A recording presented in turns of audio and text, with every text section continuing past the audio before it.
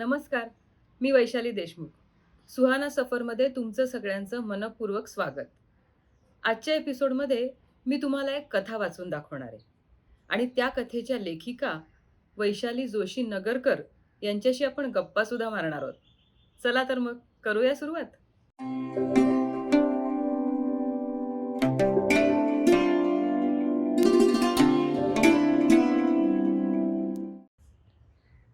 वैशाली ताई, welcome. Thank you. खूप धन्यवाद. ही अजून एक छान भेट तुम्हाला. अरे वा, मस्त. मला वाटतं तुम्ही तुमच्या गेल्या एपिसोडमध्ये हे फुल दाखवलं होतं. हो, वा वा, छान आणि छान. हे डॉट पेंटिंग केलेलं असं मस्त आहे, वेगवेगळं. खूपच छान आहे. अतिशय सुरेख. वैशालीकडून वैशालीला gift. वैशालीकडून वैशालीला. वैशालीताईंचा परिचय तुम्हाला थोडक्यात करून देते. त्या खरं तर मुंबईकर आहेत. पण त्या पुण्यात आता आमच्या सोसायटीत राहतात. सोसायटीच्या आवारात खाली बेंचवर आमची ओळख झाली आणि मग गप्पांच्या ओघात असं कळलं की त्या सीए आहेत आणि त्यांना लेखन, चित्रकला याची खूप आवड आहे. मग साम्राज्य दिवाळी अंकात मी त्यांची कथाही वाचली. माहेर, मेनका, गृहलक्ष्मी, मिळून साऱ्या जणी या अशा प्रथितयश मासिकांमध्ये त्यांच्या कथा प्रकाशित सुद्धा झालेल्या आहेत. प्रतिलिपी ॲपवर पण त्यांच्या कथा अवेलेबल आहेत. तर वैशाली ते कसं वाटतंय तुम्हाला सुहाना सफरमध्ये येऊन? आणि तुमचीच कथा आज मी तुमच्या समोर आणि सगळ्यांसमोर वाचतीये. ही आयडिया तुम्हाला कशी वाटली? आपली कथा वाचली जावी आणि ती आवडावी आणि त्याच्यावर अभिप्राय द्यावे, ही नक्कीच इच्छा असते प्रत्येकाची. हो. आता यामध्ये मला इकडे आमंत्रित केलंय आणि माझ्या समोर माझी कथा अभिवाचन केलं जातंय. हे अतिशय आनंददायी आहे आणि मी सुद्धा उत्सुक आहे ती ऐकायला. नक्कीच. मग करूया आपण हो, सुरुवात? नक्की. कथेचं नाव नशीब. लेखिका वैशाली जोशी नगरकर. घाईघाईत तयार होऊन सुनेत्रा बाहेर पडत होती. आज बँकेत पोचल्यावर लगेचच परत बाहेर पडायचं होतं. 2 कस्टमर व्हिजिट्स होत्या. सुनेत्रा फार कमी वेळा आणि फक्त स्पेशल कस्टमर करिता स्वतः जात असे. आजची पहिलीच कस्टमर मोठी होती. बऱ्याच इन्व्हेस्टमेंट्स आणि अजून बरेच बँकिंग व्यवहार होते. त्यामुळे समजावून सांगायला ती स्वतः जात होती. कोणत्याही कारणामुळे ह्या कस्टमरला गमवायची तिची तयारी नव्हती. आरशात पाहून ती स्वतःवरच खुश झाली. उंच, सडसडीत, गव्हाळ रंगाची, मोठ्या डोळ्यांची आणि स्मार्ट सुनेत्रा पाटणकर. आपली लांब पोनीटेल हलवत आणि हाय हिल्सचे शूज वाजवत ऐटीत बाहेर पडली. आई तिचा आवाज ऐकून डबा घेऊन बाहेर आली. गोरी घारी ठेंगणी ठुसकी आई हसत डोकावली आणि हात हलवून आत निघून गेली. आईचे घारे डोळे सुनेत्राला फार आवडायचे. आईचे केस कुरळे होते. सुनेत्राचे मऊ रेशमी होते. खरं तर आईचं सर्व दिसणंच सुनेत्राला आवडायचं. आई अतिशय साधी असे, पण केव्हाही छानच दिसे. ती आईसारखी दिसायला नसल्यामुळे तिला कधी कधी हिरमुसून जायला होई. पण तिची आई मात्र तिच्या शार्प फीचर्सवर कायम खुश असायची. म्हणायची, कशी नाकी डोळी नीटच आहे माझी सोनू. बरं झालं माझ्यावर नाही गेली, नाहीतर माझ्या नाकाचा नाही पत्ता आणि डोळे मिचमिचे. घारे असल्यामुळे ठीक आहे, पण किती बारीक आहेत. सुनेत्राचे वडील ती लहान असतानाच गेले. त्यांच्या आठवणी होत्या, पण त्या खूप ठळक नव्हत्या. त्यांचे फोटो पाहून आता आपण त्यांच्यासारखे दिसतो का हे ती शोधत राहायची. त्यांचे पण डोळे काळे होते आणि केस सरळ होते. हे एवढंच साम्य तिला सापडलं होतं. ती मग आईला विचारायची, मी बाबांसारखी दिसते हो ना? त्यावर आई नुसतेच हसून मान डोलवायची आणि तिच्या डोक्यावर थोपटायची. कधी कधी आई म्हणायची की ती तिच्या आजीच्या वळणावर आहे, म्हणजे मऊ केस आणि काळे डोळे. यातली आजी तिने लहानपणी पाहिली होती. नंतर ती गेलीच बाबा गेल्यावर, आणि आजोबा ती बाळ असतानाच गेले होते.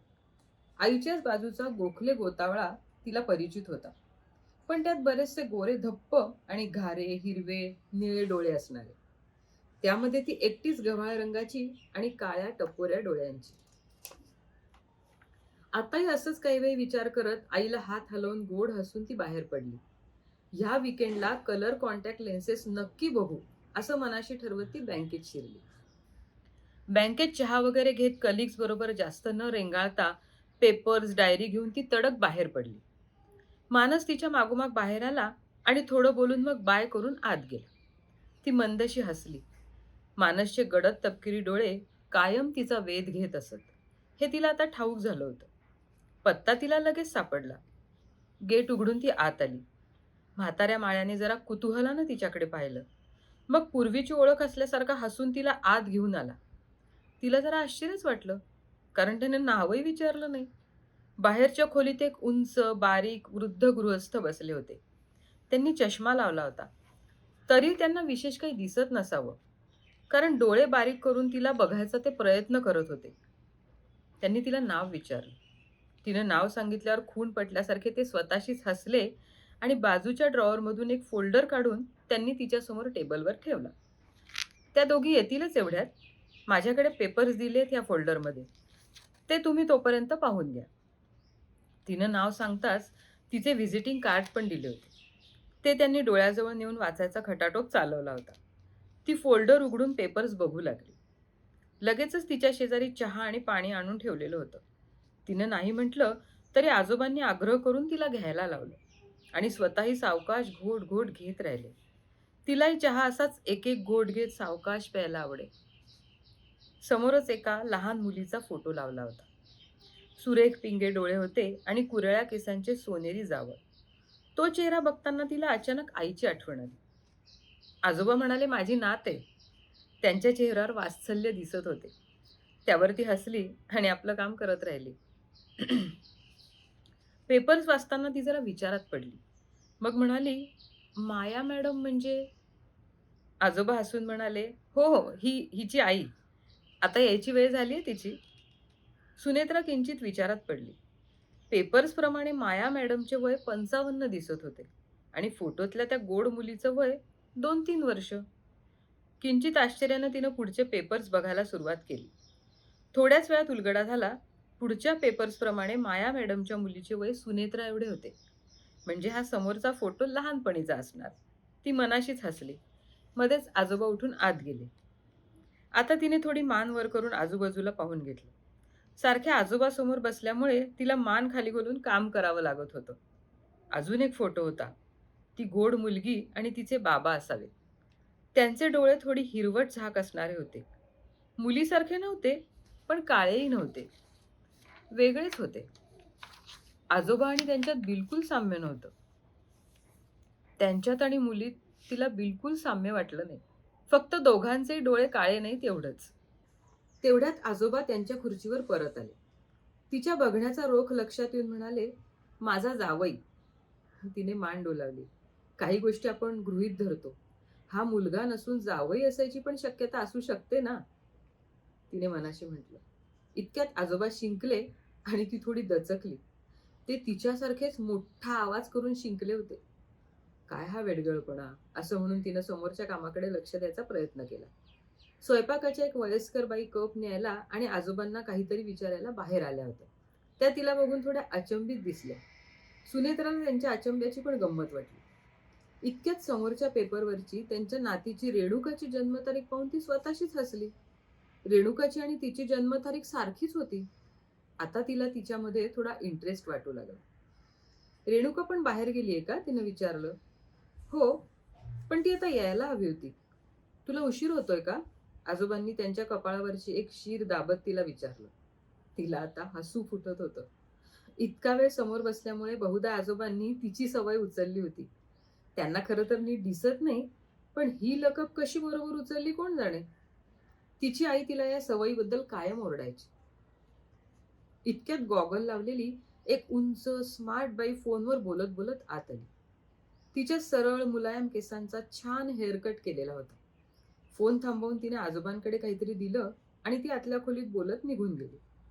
आजोबांनी तिला उठून फोटोचं पाकिट दिलं. रेणुकाचे. माया फोन झाल्यावर आता भेटेलच तुला, ते म्हणाले. हे चालतील का बघ, नाहीतर मग दुसरे द्यावे लागतील. तिने पाकिटातून फोटो बाहेर काढले आणि ती थपकून बघतच राहिली.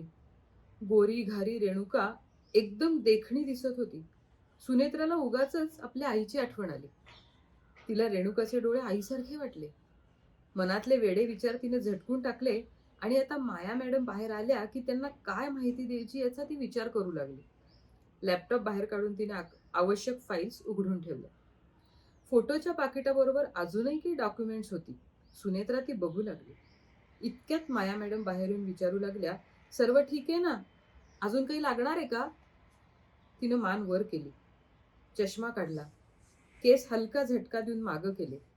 आपले व्हिजिटिंग कार्ड हातात घेऊन ती उभी राहिली आणि समोर बघितलं. उंच गव्हाळ रंगाच्या काळ्या टपोऱ्या डोळ्यांच्या स्मार्ट माया मॅडम समोर उभ्या होत्या. ती थोडीशी खिळून राहिल्यासारखी झाली, कारण तिला समोरची व्यक्ती विलक्षण ओळखीची, फक्त ओळखीची नव्हे तर स्वतःसारखी वाटली. माया मॅडम तर अवाक होऊन तिच्याकडे पाहत होत्या. त्यांना त्यांचं 22-23 वर्षापूर्वीचं आरशातलं प्रतिबिंब समोर उभं आहे असं वाटलं. हातातले डॉक्युमेंट खाली पडू लागले म्हणून सुनेत्राने ते वाकून पकडले. पकडताना अर्धवट वाचल्यावर तिने नीट सरळ धरून एक दृष्टिक्षेप टाकला आणि ती थक्क झाली. तो रेणुकाचा जन्म दाखला होता. तिचा जन्म सुनेत्रा जन्मली त्याच दिवशी आणि त्याच हॉस्पिटलमध्ये झाला होता. सुनेत्रा आता गोंधळून मायाकडे पाहत होती आणि माया सुन्न होऊन सुनेत्राकडे. तो जन्म दाखला बघून आणि मायाचे तिच्याशी असलेले साम्य जाणवून सुनेत्राला आता एकदम झटका बसल्यासारखं झालं. आपली आणि रेणुकाची अदलाबदल झाली होती का हॉस्पिटलमध्ये? हो, म्हणजे आपली आई आपली खरी आई नाही? म्हणजे निव्वळ नशिबाने ती पाटणकर कुटुंबात आहे? हे सगळे मनाचे खेळ सुरू आहेत. एकदम तिला खूप गोष्टींचा उलगडा होऊ लागला. ती आईपेक्षा वेगळी दिसणं, किंबहुना ती कुटुंबातल्या कोणासारखीच न दिसणं, तिला या आजोबांच्या काही सवयी लकबी तिच्यासारख्या वाटणं, तसेच माळ्याच्या आणि स्वयंपाकाच्या बाईंच्या अचंब्याचं कोडं पण उलगडलं होतं. माया तर खिळून जाऊन तिच्याकडेच नुसती खिळून बघत होती. काय मग, कशी वाटली कथा?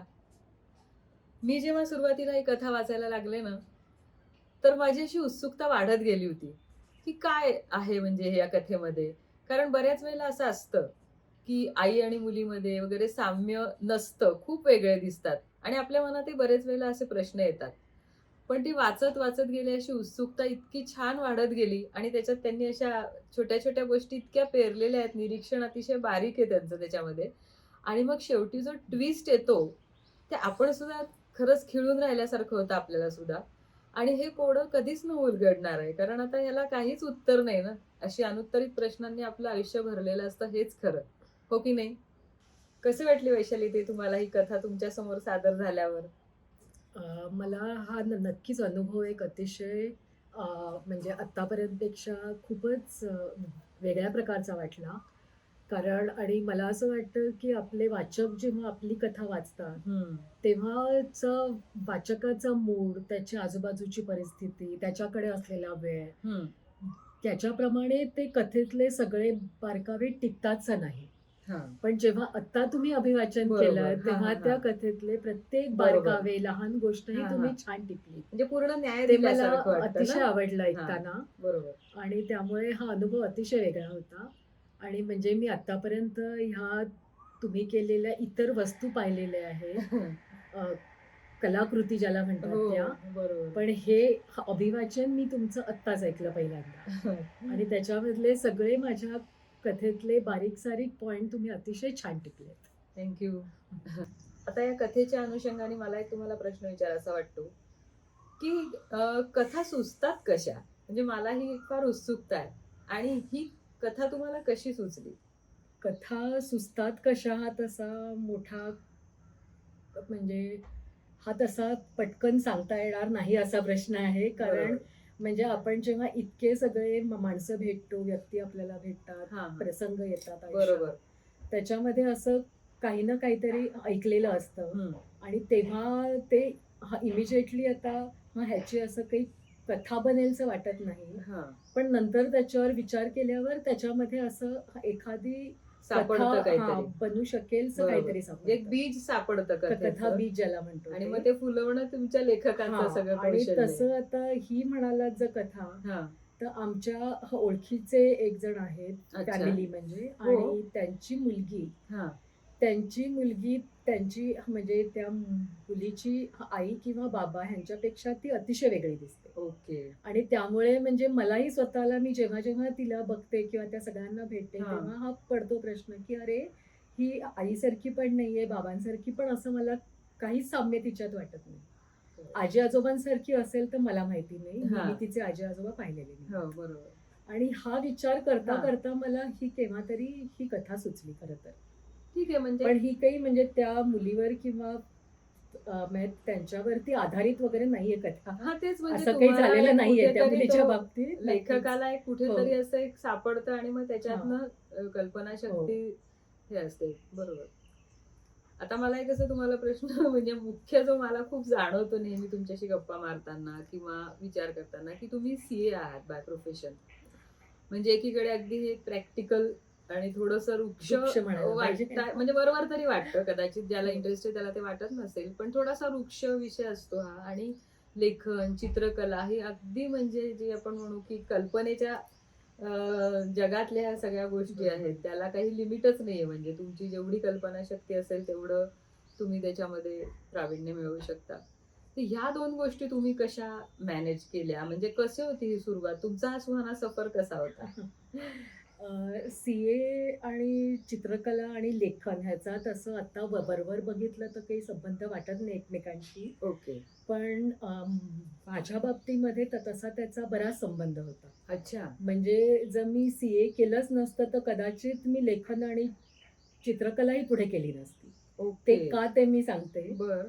कारण 10वी नंतर बोर्डामध्ये मी आलेले 10वीला. अच्छा. त्याच्यामुळे सगळ्यांच्या अपेक्षेनुसार मी खरं तर इंजिनिअरिंग किंवा डॉक्टर अगदी. करायचं हे म्हणजे आमच्या वेळी तरी बरोबर. नॉर्म होती. हो, असतंच ते. पण बरोबर. तेव्हा घरातले मी हे सीए पण काही बघितलेले अच्छा. आणि त्याच्यामुळे माझ्या डोक्यामध्ये आलं की आपण सीए करूया. आणि त्याच्यामुळे मी तेव्हा इंजिनिअरिंग किंवा डॉक्टर हे करायला घेतली नाही ॲडमिशन. हां. बी-कॉमला गेले हां. आणि की आमच्या वेळी बी-कॉम झाल्यानंतर मग पुढे 3 वर्ष सीए कोर्स होता. बरोबर. हां. 12वी नंतर नव्हता. हां. आणि ओके. त्याच्यामुळे बी-कॉमचं जी 5 वर्ष मला मिळाली, त्याच्यात हं. मला हे सगळं माझ्या हो. म्हणजे हॉबी, छंद ज्याला बरोबर. म्हणतो ते हो, सगळं हो. करता आलं. म्हणजे हे सगळं तुम्ही चित्रकला, असं लेखन. ठरवूनच केलं. त्यामुळे एक तुम्ही म्हणजे दोन्ही गोष्टी या करू म्हणजे शकला. एका परीने मी सीए केल्यामुळेच हे झालं. जर झालं. मी डॉक्टर किंवा इंजिनिअर बरोबर. झाले असते, तर मला इतका वेळ मिळाला असता असं वाटत नाही. बापरे! पण आता गेली 4-5 वर्ष ज्याला टॅक्समध्ये सुद्धा बरेच एरियाज हां, आहेत, हां, हां. कम्प्लायन्स आहे, बरोबर. असेसमेंट हां. आहे, काय-काय. तर ते टॅक्समधलं सुद्धा ज्याला आपण कंटेंट रायटिंग हां, म्हणतो. हां, हां. त्या कंटेंट रायटिंगमध्ये मी आता गेले 4-5 वर्ष हां. एक्सप्लोर करते म्हणजे खरं हा तर. तुमचा लेखन म्हणजे कौशल्याचा आता आता त्याचा लिखाणाची उपयोग आवड होतोय. असल्यामुळेच बरोबर. जरी टॅक्समधलं सुद्धा कंटेंट रायटिंग मला काहीतरी त्याच्यामध्ये आपण करता येईलचं वाटलंय. मला तरी असं वाटतं, की सीए, लेखन आणि चित्रकला हे खूप वेगवेगळं नाहीये. हं. मला सीए केल्यामुळे लेखन आणि चित्रकला करता वेळ मिळाला खरं तर पहिली 5 वर्ष. फायद्याचं ठरलं म्हणजे हो. ते. आणि आता जे मी टॅक्समध्ये शेवटची आता लास्टची 5 वर्ष जे हां. मी करतेय हां, हां.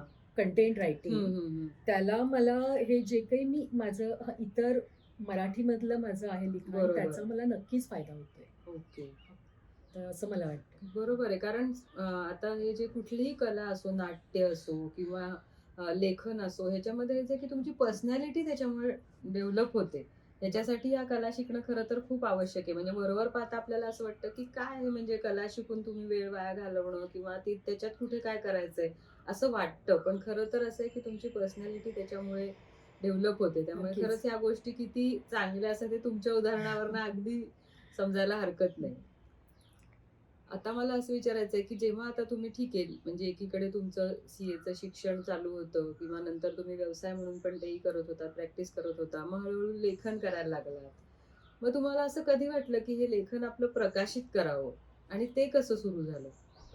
लेखन सुरू कसं झालं ह्याची जरा सुरुवात म्हणजे सीएच्या ही आधी आहे बरीच. ओके. म्हणजे शाळेत आणि असल्यापासूनच आमच्या घरी एकंदरीतच ना पुस्तकं आणि वाचन ह्याला प्रचंड महत्त्व होतं. बरोबर. म्हणजे आमच्या घरामध्ये मी आजीपासून म्हणजे माझ्या आजीचं त्या काळात जे काही तिचं एज्युकेशन झालं होतं, पण त्याच्यापेक्षा तिचं वाचन, व्यासंग, हं. शब्दसंपत्ती खूप करेक्ट. जास्ती होती आणि इंग्लिशसुद्धा. बरोबर आहे. तेव्हा म्हणजे मी तिच्याकडून सुद्धा ती कायम काहीतरी मासिक, पुस्तक वाचत असायची. हां, बरोबर. आजी, आजोबा, आई-बाबा म्हणजे हे वाचन सगळ्यांकडून मी संस्कृती वाचन बघितलं. तुमच्या घरात वाचन संस्कृती होती. वाचन संस्कृती आहेच. कारण बरोबर आहे. बहिणी मला 2 आहेत हं, हं, माझ्याहून हं. मोठ्या आणि बरोबर. त्याही म्हणजे आम्ही तिघी जणी लहान असल्यापासून आमच्या हातामध्ये कुठचं ना कुठचं तरी बरोबर. पुस्तक आई-बाबांनी दिलंय आणि त्याच्यामुळे वाचन आणि एक उत्तम वाचन म्हणजे उत्तम कथा किंवा लेखन बरोबर. काय असावं हे आम्हाला कळलेलं होतं. आणि बरोबर. मग वाचताना जे काही मनामध्ये येतं विचार हं, काहीतरी, हं, हं. ते मी म्हणजे केव्हा तरी कागदावर लिहून ठेवायचं. उतरवायची अच्छा. सवय सुरू झाली. ओके. आणि मग आपलं आपलं वाचूनच मग ते बरोबर. आई-बाबांना दाखवल्या गेलं, बहिणींना हां. आणि त्या सगळ्यांनी मला म्हणजे आपलं वाह, वाह छानसा नाही दिला फीडबॅक. हां, त्याच्यातलं त्यांनी मला चांगला म्हणजे जो काही म्हणजे आहे. आहे तो फीडबॅक दिला. बरोबर. आणि ह्याच्यातूनच लेख, स्वतःचे विचार मांडता-मांडता हळू-हळू मग काहीतरी एखादं कथा बीज ज्याला म्हणतात, हां, ते बरोबर. सुचवून त्याच्यावर कथा लिहायचा प्रयत्न झाला. हं, हं. त्याच्यावरही माझ्या सगळ्या लोकांनी मला त्याचा नक्कीच चांगला हे दिला, की काय बरोबर. इम्प्रूव्हमेंट पाहिजेत नक्कीच बरोबर. ते. आणि मग ती चांगली वाटून मग एखाद्या अंकाला पाठवली हां. आणि जेव्हा ती छापून आली, हां. तेव्हा हा मलाही शोध लागला, की म्हणजे हे आपलं जे काही आपण तो लिहायचा आनंद प्रयत्न काही केलाय, वेगळाच असेल ना? तो वाचकांना पण चांगला वाटतोय आणि तो बरोबर. छापून येण्याइतपत त्याची आहे म्हणजे बरोबर. काही ना काहीतरी. करेक्ट. तो आनंदही मोठा होता. हं. आणि तेव्हापासून मग हळू-हळू एखादं बीज सुचत मग गेलं, की कॉन्फिडन्स आहे त्याच्यावर तेवढा मग लिहिलं आपल्याला येतो ना आणि मग. मग जास्ती व्यवस्थित त्याच्यावरती पण मेहनत. प्रयत्न केले गेले. बरोबर. म्हणजे सुरुवातीचं आपलं काही आलं मनात बरोबर. लिहून टाकायचं. हो. पेक्षा आता परत वाचून ते त्याच्यामध्ये अजून हो. एरियाज ऑफ इम्प्रूव्हमेंट ज्याला आम्ही बरोबर. आमच्या एम-एन-सी भाषेमध्ये हो, म्हणतो, हो. त्याप्रमाणे त्याच्यामध्ये अजून-अजून आम्ही इम्प्रूव्हमेंट मला करायचं सुचत गेलं. आणि आमच्या घरातलेही बरेच जण आहेत. हो. मामा माझा उत्तम कथा लिहायचा. अच्छा. त्याच्या सायन्स फिक्शन कथांना प्राइजेस मिळालेले. ओके. तेव्हा त्याने मला वेळोवेळी खूप चांगल्या टिप्स दिलेल्या. छान. सो म्हणजे घरातलं घरातूनही तुम्हाला वातावरणच मार्गदर्शन मामी, होतं. मामा, बहिणी बरोबर. दोन्ही माझ्या, सगळं आजी-आजोबा, वातावरण आई-वडील पोषक सगळेच. होतं. आणि आताच्या पुढच्या काळामध्ये आता अर्थातच आता माझा म्हणजे आयुष्याचा जोडीदार. जोडीदार, तर त्याच्याकडूनही मला माझ्या मिळतं. कथांवर एक म्हणजे तो साहित्य, कला किंवा सीएशीही काही संबंधित संबंध नाहीये. नाहीये. आय-टी बॅकग्राऊंडचा आहे, हां. टेक्निकल. ओके. त्यामुळे त्याच्याकडून जो येतो फीडबॅक तो या सगळ्यांपेक्षा आणखीन वेगळा असतो. प्रतिलिपी ॲपवर सुद्धा तुमच्या काही कथा आहेत. बरोबर. तर त्याच्याविषयी थोडं सांगा. काय आहे ते ॲप आणि कोण त्याच्यावर म्हणजे अपलोड करू शकतं किंवा काय त्याची थोडी माहिती द्याल? ते म्हणजे ज्यांना काहीही लिहायचंय, लेख, हं. कविता, कथा, कादंबरी सुद्धा, ओके. एपिसोड्स काही, हां. तर ते आणि ज्यांना असं आपलं अपलोड करून अ, वाचकांनी वाचल्या जावंशी इच्छा आहे, हां, हां. त्या प्रत्येकाला तिकडे जाऊन अपलोड करता येतं. अच्छा. त्याच्यामध्ये ज्यांचं म्हणजे आता ऑलरेडी कथा किंवा कादंबऱ्या छापूनही आलेल्या हां, आहेत हां, हां. मासिकांमध्ये, ओके. तेही सगळे लोक तिकडे हं, असतात. हं. प्लस आता ज्यांनी स्टार्ट हं, केलंय, हं. सुरुवात केली आहे, हां, हां, लिहायची हां. हां. खटपट चालू आहे, ओके. तेही लोक असतात त्याच्यात. कसा रिस्पॉन्स मिळतो मग त्याच्यावर? रिस्पॉन्स खूप चांगला हो मिळतो, का? खूप चांगला प्रतिसाद मिळतो. बरेच अच्छा. जण त्याच्यावर जाऊन वाचतात. म्हणजे आपल्यालाही एक तेवढं आता डिजिटल माध्यम कारण खूप हो, वाढलंय हो. ना, म्हणजे मासिकं विकत घेऊन वाचण्यापेक्षा आता लोकांच्या हातात सतत मोबाईल हो. असतो आणि ते कुठेही पटकन ते वाचू शकतात. त्यामुळे तो फायदा नक्कीच होत असणार हो. आहे. आणि आणि मला टिप्स पण लोकांच्या काही मिळतात त्याच्यावरती, अच्छा. अभिप्राय टाकतात लोक बरं. बरेच. हो ना? तो फायदा होतो. म्हणजे तुमचं एक लेखक आणि वाचक एक जो संवाद असतो डायरेक्ट तो पण संवाद त्याच्यावर होतो, होतो. डायरेक्ट संवाद ही साधता खूप येतो. छान गोष्ट आहे. बरोबर. नक्कीच. मग आता आणि तुमचं चित्रकलेचं पण मी ऐकलं की हो. तुम्हाला पेंटिंग मध्ये पण खूप हो. आहे. मग तेही तुमचं चालू असतं का? साइड बाय माझं साइड? मी आता तरी हो, मग मध्ये-मध्ये वेळ मिळाला की केव्हा तरी असतं चालू. परत म्हटलं तसं मी काही वर्षामध्ये कंप्लीट ब्रेक होता. Paintings okay. पण नाही, लेखन पण नाही. पण तुम्ही आता गेले कॅनव्हास काही पेंटिंग वर्षापासून करता का? कसं म्हणजे कॅनव्हास तुम्ही? Painting, oil painting, okay. Sketches, charcoal, म्हणजे अशी वेगवेगळी त्याचं माध्यमं तुम्ही काही वापरलेली आहेत. घेतलंय शास्त्रशुद्ध प्रशिक्षण का असं शाळेनंतर काही नाही ना? कॉलेजमध्ये असताना हां. जसं काही आपण बरोबर. कुठचे हॉबी क्लासेस म्हणून. करतो, हां. हॉबी क्लासेस, तसा मी बरोबर. एखादा हॉबी क्लास हं, केलेला. हं. आणि त्याच्यानंतर मात्र जी मेहनत आहे ती स्वतःची आहे, कारण आवड होती म्हणून. बरोबर. आणि त्याच्या रिलेटेड चालू असतं काहीतरी. आता त्याच्यातलाच पुढचा प्रकार म्हणजे आता हा iPad वरती वगैरे आता ज्याला हां, हां. आपण डिजिटल आर्ट म्हणतो. करेक्ट. ते डिजिटल आर्टमध्ये पण मी प्रयत्न केलेला आहे आणि अच्छा. ती माझी डिजिटल आर्ट पण आहेत काही केलेली पेंटिंग्स. छान वाटलं आज तुमच्याशी गप्पा मारून. थँक्स. मलाही खूप छान वाटलं. मी इकडे आले आणि मला मला तुमच्याशी गप्पा मारता आल्या, वाचकांशी संवाद साधता आला आणि तुमचं हे जे सुहाना सफर उपक्रम आहे चॅनेल, ह्याचे आधीचे एपिसोड पण मी पाहिले. ओके. आणि ह्याच्यातला मला वाटतं प्रत्येक एपिसोड हा म्हणजे त्याची थीम वेगळी असते हो. आणि त्याच्यामुळेच तो हा इंटरेस्टिंग होतो जास्ती. सुहाना सफर ह्या तुमच्या उपक्रमाला माझ्याकडून खूप साऱ्या शुभेच्छा. धन्यवाद. थँक्यू. तुम्हाला सुद्धा वैशाली जोशी नगरकर यांचं साहित्य जर वाचायचं असेल तर डिस्क्रिप्शन बॉक्समध्ये त्याच्या लिंक्स दिलेल्या आहेत. काय मग, कसा वाटला आजचा एपिसोड? आवडला असेल तर लाईक करा, शेअर करा आणि कमेंट सेक्शनमध्ये तुमचा अभिप्राय नक्की कळवा. आणि माझ्या चॅनलला सबस्क्राईब करायला विसरू नका. भेटूयात पुढच्या एपिसोडमध्ये.